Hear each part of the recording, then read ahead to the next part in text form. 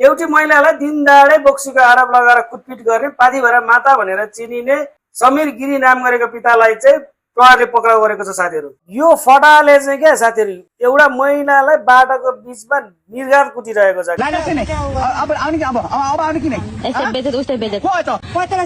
नाम निकाल्नु सबैले थाहा पाउँछ सब चिनी छ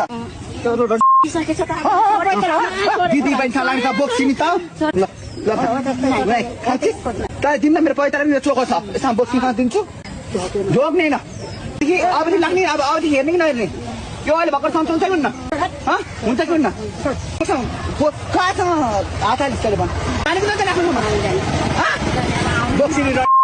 अझ त्यहाँ अर्को महिलाले चाहिँ दुख्ने गरेर पिट पिट भनेर उक्साइरहेको छ क्या त्यहाँनिर।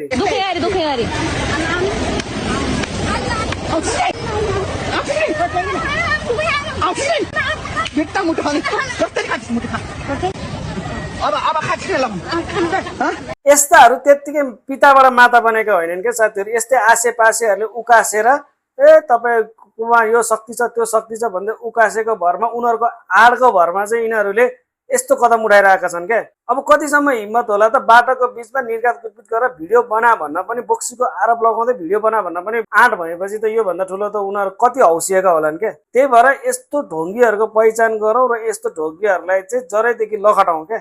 लखट्नै पर्छ यस्तालाई चाहिँ। दिन दाडे रक्सी खाएर म माता हो भन्दै सडकको बिचमा एउटा महिलालाई कुटपिट गर्दै हिँड्दा अर्कै महिलाले अझ बेसकन दुख्ने गरेर कुटकुट भन्दाखेरि चाहिँ यो समाज कतातिर जाँदैछ। अस्ति मैले रजतपटमा एउटा इन्टरभ्यू हेरेको थिएँ वेदिका केसीज्यूको चाहिँ। उहाँले चाहिँ भन्नुभएको एकदमै सही कुरा हो कि यिनीहरू एकदम ढोङ्गी हुन् भनेर उहाँले प्रमाण सहित गर्नुभएको थियो। र विष खाएको जस्तो नौटङ्गी गरेर त्यो पनि नाटकै हो। खाली बोतलमा खाएको जस्तो गरेर हस्पिटल पुऱ्याएर विष सेवन गरियो भनेर वेदिका केसीलाई बदनाम गर्न खोज्यो नि। तर होइन, यो चाहिँ हो सत्यता। के हो भन्दा यो चाहिँ हो वेदिका केसीज्यू चाहिँ एकदमै 100% राइट हुनुहुँदो रहेछ यो समीर गिरीको केसमा चाहिँ भन्ने कुरा यहाँबाट प्रमाणित हुन्छ क्या साथीहरू। यस्ता ढोङ्गी माता पिताको बारेमा चाहिँ तपाईँको धारणा के छ साथीहरू? कमेन्ट गर्नु होला।